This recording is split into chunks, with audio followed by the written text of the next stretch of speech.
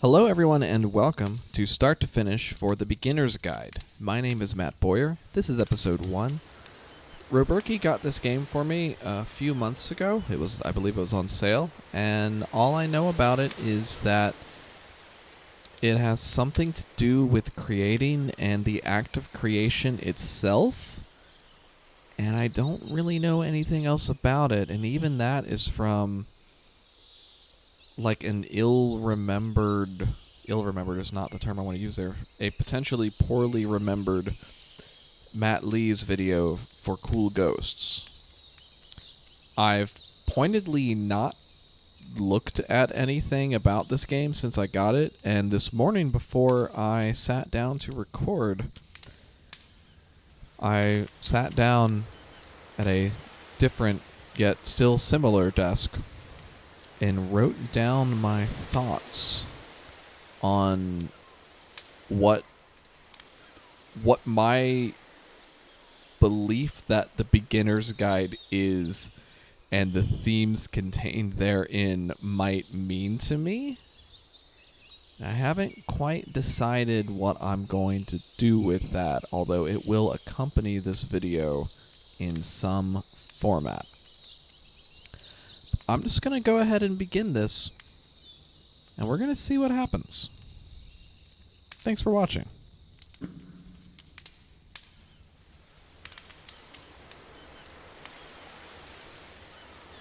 Audio is on. It controls like a video game. I've played video games before. Hi there. Thank you very much for playing The Beginner's Guide. My name is Davey Reedon. I wrote The Stanley Parable, and while that game tells a pretty absurd story, today I'm going to tell you about a series of events that happened between 2008 and 2011. Ominous. We're going to look at the games made by a friend of mine named Coda. Now, these games mean a lot to me. I met Coda in early 2009 at a time when I was really struggling with some personal stuff, and his work pointed me in a very powerful direction. I found it to be a good reference point for the kinds of creative works that I wanted to make. So just to start you off, this is, I think, the first game he ever made. Whoa. It's a level for Counter-Strike. You can walk around here, by the way. Oh. And mostly it's just Coda learning the basics of building a 3D environment. Okay. But what I like is that even though he starts from the simple aesthetic of a desert town, he then scatters these colorful abstract blobs and impossible floating crates around the level. Whoa. And of course, it destroys the illusion that this actually is a desert town, and instead this level becomes a kind of calling card from its creator. It's like a reminder that this video game was constructed by a real person. And it kind of makes you wonder, what was going through his head as he was building this? This is what I like about all of Coda's games.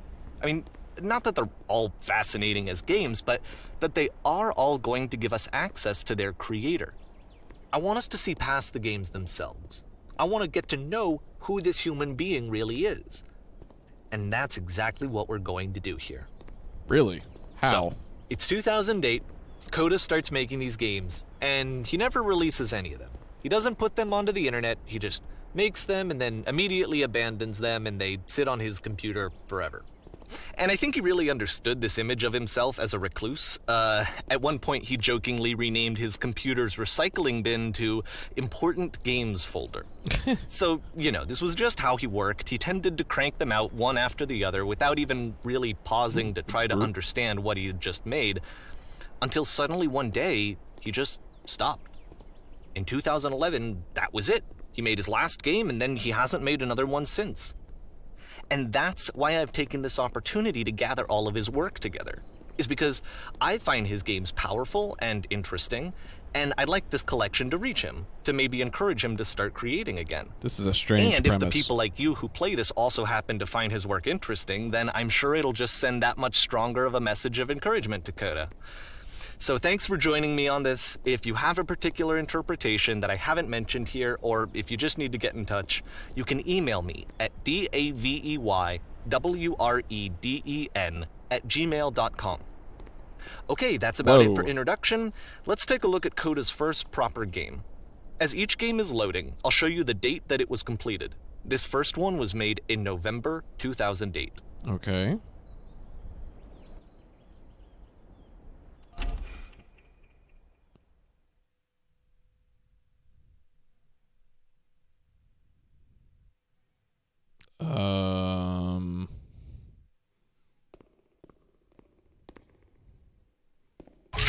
Go. Warning. Whisper machine active. Shift to structure imminent. That scared the hell out of me. Huh. I can skip levels. That's weird. Gonna have a drink of the soda that I opened earlier.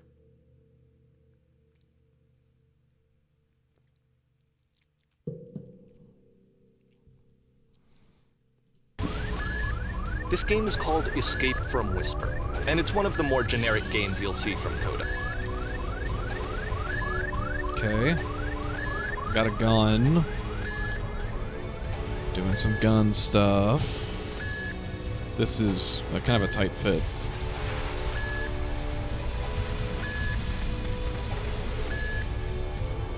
How does the gun feel? It's fine. Can't go.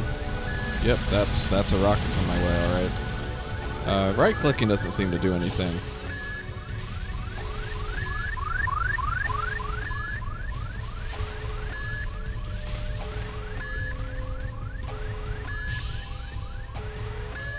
Security hull breached. Hostile alien life forms inbound. What if there weren't any hostile It alien? kind of looks like this game was abandoned mid-development. Oh. For instance, you have this gun, which you'd think would indicate that there are supposed to be monsters or enemies somewhere, but then clearly there are no enemies anywhere. You can't even reload the gun when you run out of bullets. But ultimately we don't really know. Maybe Coda thought that actually it was complete the way that it is. I quite literally ran out of bullets. And I think that we should talk about his games for what they are, rather than for what they're not.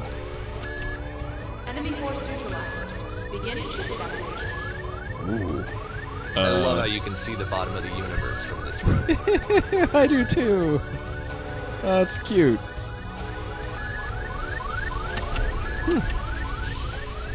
Is this door open too? No. This static image around a square I really like as well. These hallways are weird. Apparently this space station has a labyrinth on it. Sure, I don't know. There's really no reason for it that I've ever been able to discern, so in the interest of time, I'm just gonna skip you on past it. Okay. Whoa. Can I go back in? Or if you'd really like to solve the labyrinth, you're welcome to do that too. So, everything I know... I have watched bits of a video, the Giant Bomb Quick Look of the Stanley Parable, and I actually was unable to finish watching that video because it set off my motion sickness, which I had never experienced before. Everything's going okay here, though I do ask. Let me see.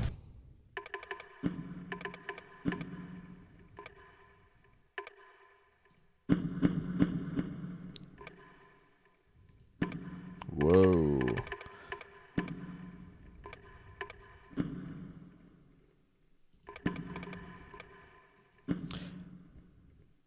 I was checking to see if there was an option to put like a little reticle or something, because I didn't have that in the Stanley Parable. But the reason I mentioned the Stanley Parable is that the narrator responds to everything that you do, and so I wish that I've actually played it. I don't know the jokes in it, but it's a very... It pays attention to what you do, and it's very interesting. I'm regretting that choice that I made to try and go back into this on my own. That was a bad decision. Davey. I need some help, Davey. Help me out, Davey.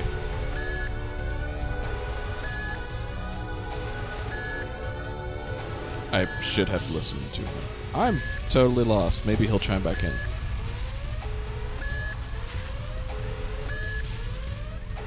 Is this it? No. Oh, that's the beginning. I'm just gonna follow this all the way to the end.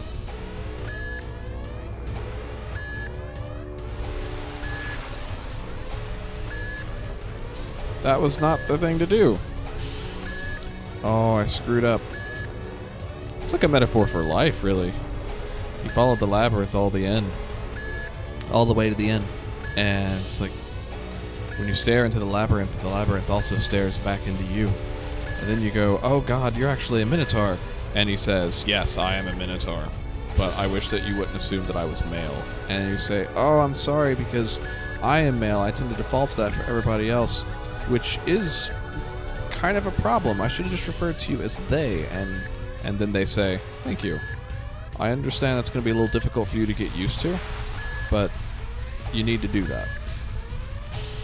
Where? Oh, I'm back where I started.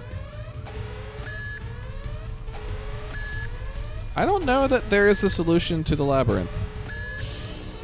Davey. Help me out here, Davey.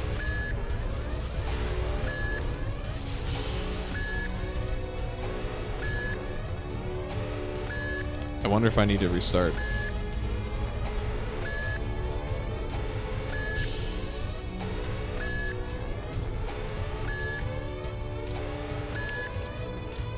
Davey. I wonder if you can actually email him. Oh, I made it! Okay, this is the part that's interesting. I like interesting. The game has this narrative about the whisper machine and how it has to be turned off, and then you get to the engine room. Okay. Hey, you there, in the engine room. You could save us all. That beam is powering the whisper machine. We could disrupt it by introducing a great enough heat signature. Like my body. Your body could stop the beam.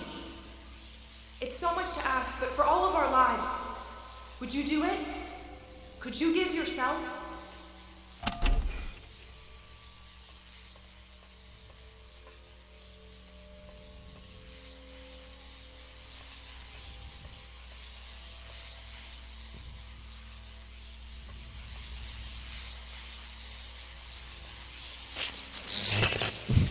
Let me pause here for a second.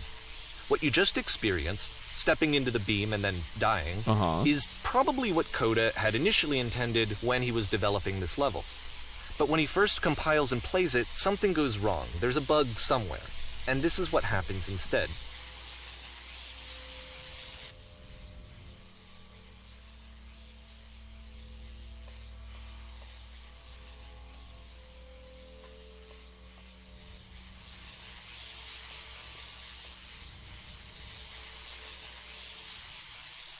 Oh.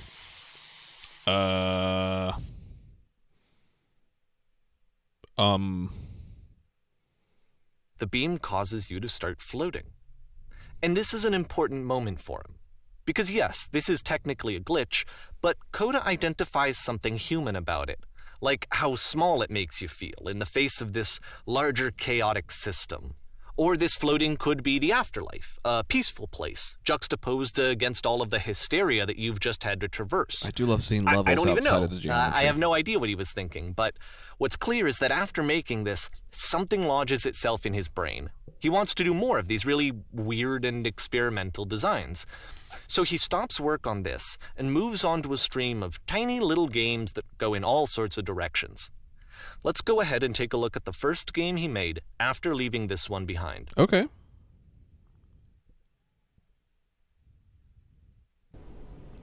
November 2008. I'm very recently married. And I've adopted 2 cats. Whoa.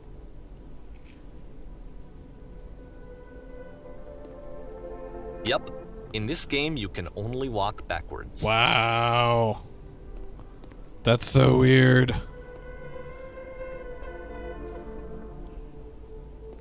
I'm going to guess this music is also playing backwards. Spare thought for all you poor folks who don't get to hear what this music is, because I'm most certainly going to play this backwards. when I'm editing this. Perhaps I'll put that in. Although I think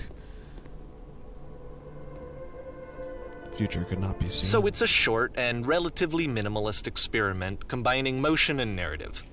It is less advanced than the previous game, but actually it seems to be more focused, more complete. Code is trying to give it a unique voice rather than simply basing it on a pre-existing trope.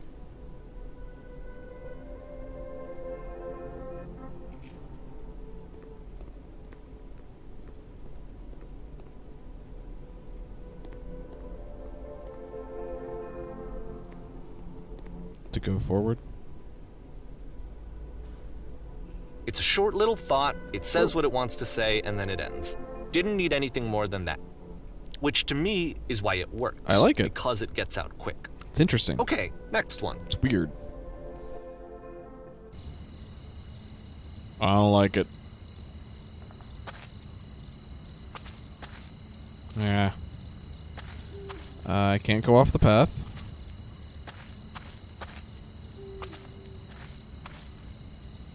I don't wanna.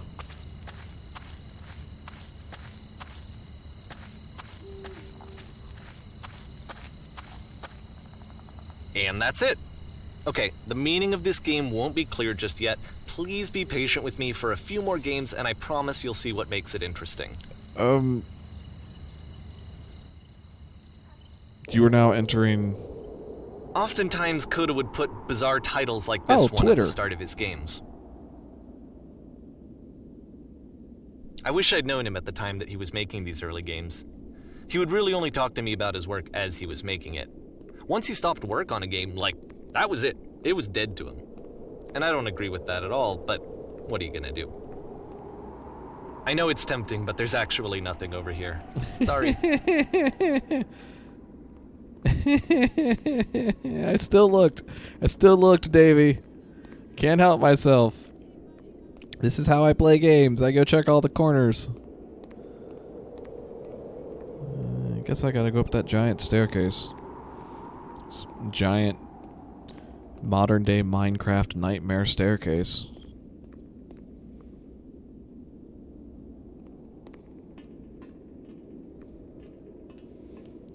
I was gonna say into these 2001 A Space Odyssey monoliths, but I've never actually. Once you've been slowed to an absolute crawl, the door at the top of the stairs opens. So Finish that why, movie. if Coda's not showing these games to anyone, why bother opening the door at all? Well, to show you, I'm modifying the game here so that when you press enter, it'll bring you back up to full speed so you can enter the door for yourself. Okay.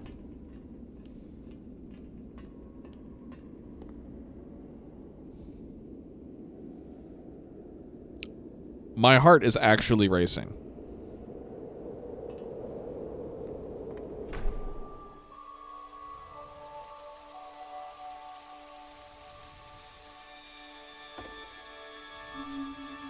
Huh? A room that's warm and nice and filled with little ideas for games.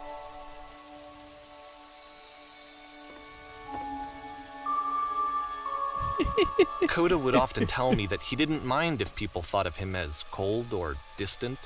He said that he knew that he was actually a vibrant and compassionate person, but that it takes time to really see that. It can be a very slow climb to get there. This sounds really appealing in that it would make me stop playing games. Well, I wasn't done reading. Come back to me. Oh, Ready Set Fish is one of my favorite Hasbro games. This is not what I associate with fishing.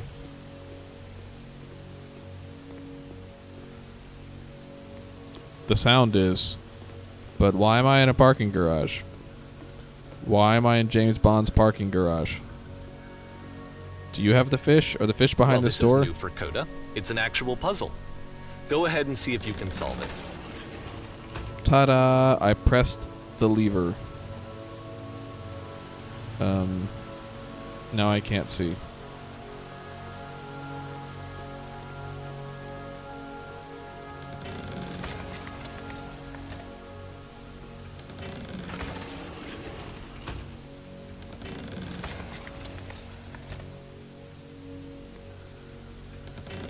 don't forget that solution, because we're going to see this puzzle again soon. Okay. We're gonna see it a lot. What are these? I mean, I understand having one joke that you like, because let's talk about when in this game we're going to come across that bridge in Death Mountain.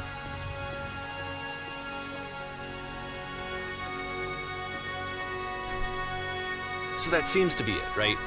You walk down a corridor, you solve the puzzle, you get to the end. Simple enough. Alright, now I'm going to modify the game again so that when you press enter, it'll remove all of the walls from this room. Oh, God. Turn it back. Turn it back off. Turn it back off. How about that? There was more to it than we had any way of knowing. I actually find it funny that this game comes after the Stairs game, since they essentially convey the opposite idea. So, in the Stairs game, a dull exterior concealed a rich interior. And then, in this level, a dull interior hides this fantastic outer world.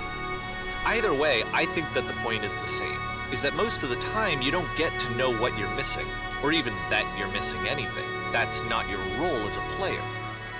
So if your role here is not to understand, then what is it? To just experience?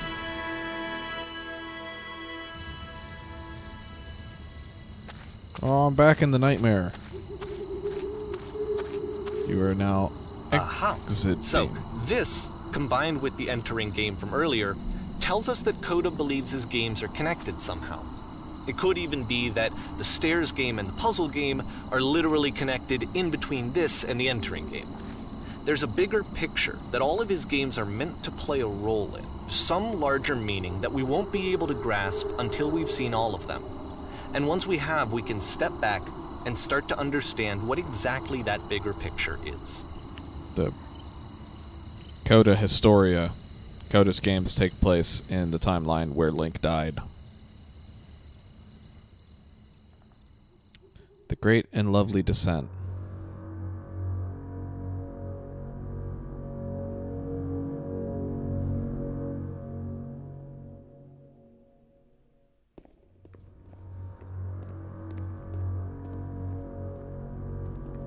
Let's talk about video game development for a second.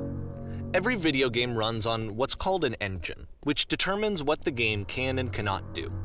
So in other words, the engine is a set of tools for game development.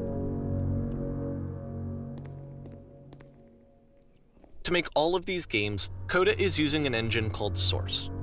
Like all engines, Source has certain things that it does well, and it has certain things that it does poorly. One of the things that it does very well is boxy linear corridors. That's why so many of Coda's games are set in these large, flat, empty rooms, is just because he's working with what the engine does well. The tools available to the creator shape what kinds of creative work they're going to end up making.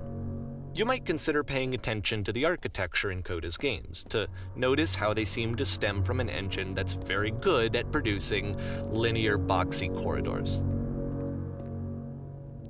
Davey, I think I'm lost. This, I'm not in a pub anymore. I'm gonna follow this. The Source engine is what? Oh, beep. What they made Half-Life in. This is arresting. I missed. But did I?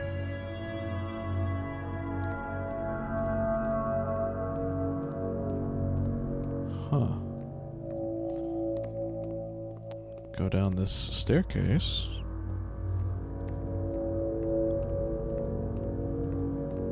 Am I unable to go in there? I'm unable to go in there.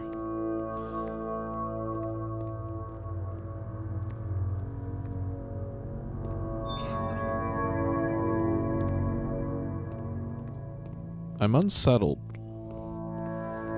Not unpleasantly so.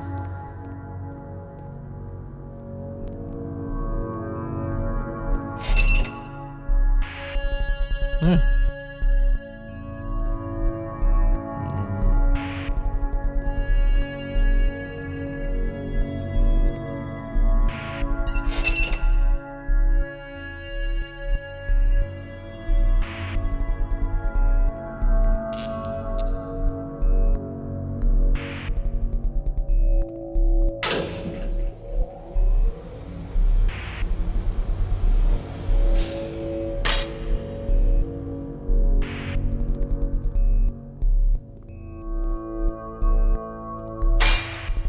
This prison, funny enough, in Coda's original design, the doors stayed shut for a full hour before letting you go. If you don't mind, I think we're gonna skip that. I appreciate that. Oh, we're going back down. This is something that he and I used to argue about a lot. You know, whether a game ought to actually be playable, whether it means anything if no one can get through it.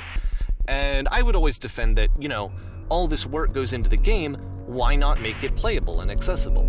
And so we just got into heated arguments over it, and there was one time that after one of these conversations, he went home, and a day or two later, he sent me a zip file entitled Playable Games that was full of hundreds of individual games, each of which was just an empty box that you walked around in and nothing else. Believe me, I played every single one of those just to find out if there was like a gag hidden somewhere. There wasn't. He seems like a swell guy. I feel like the accessible games argument is everyone talking about so much of what makes Dark Souls great, and also why I really don't want anything to do with that series. Oh, I'm outside. Hey, I saw these before. I saw these exact things. Just an asset flip. It's the puzzle again, with the exact same solution as the last time.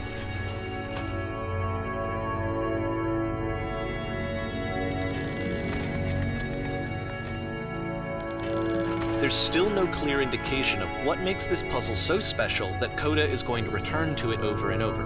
But I promise I'll share with you my interpretation very shortly.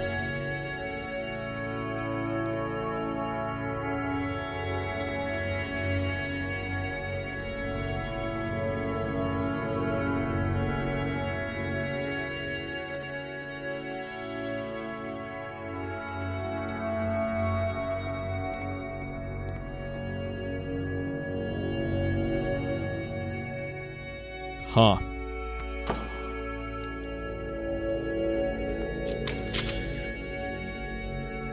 Here, Coda begins using a kind of dialogue system that he fashioned out of the engine's chat capabilities. Use the 1, 2, 3 buttons on your keyboard to respond.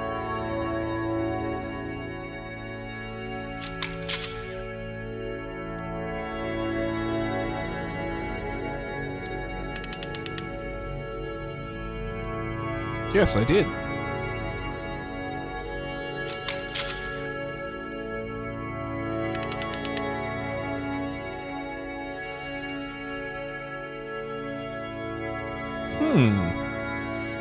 All of these options are incorrect.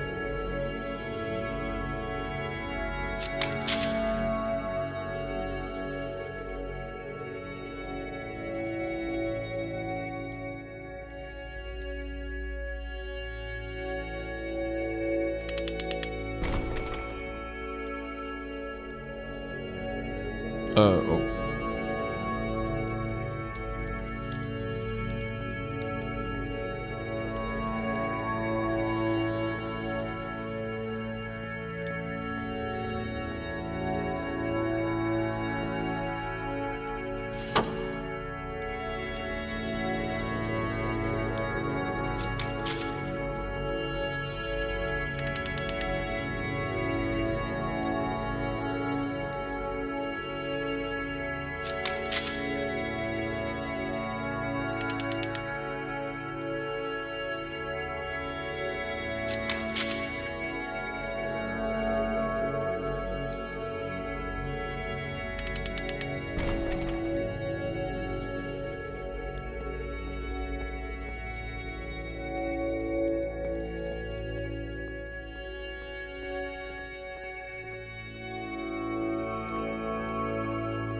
And so we make one last descent down to the final floor of the level. I'm really glad you're here, Davey.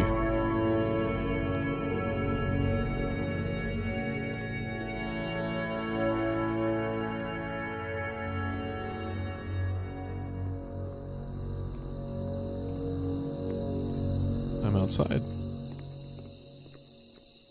It's a lamppost. Okay, I can't tell you quite why, but for some reason, Coda fixates on this lamppost. It's going to appear at the end of every single one of his games from here on out. I'll tell you what I think. I think that up to this point, he's been making really strange and abstract games with no clear purpose, and maybe you can only float around in that headspace for so long. Because now he wants something to hold on to. He wants a reference point. He wants the work to be leading to something. He wants a destination, which is what this lamppost is. It's a destination. We're going to see it in the work as well. His games are just going to become a lot more cohesive, a lot more fully developed, with more of a clear idea behind them. And as we go, that idea will get clearer and clearer and clearer.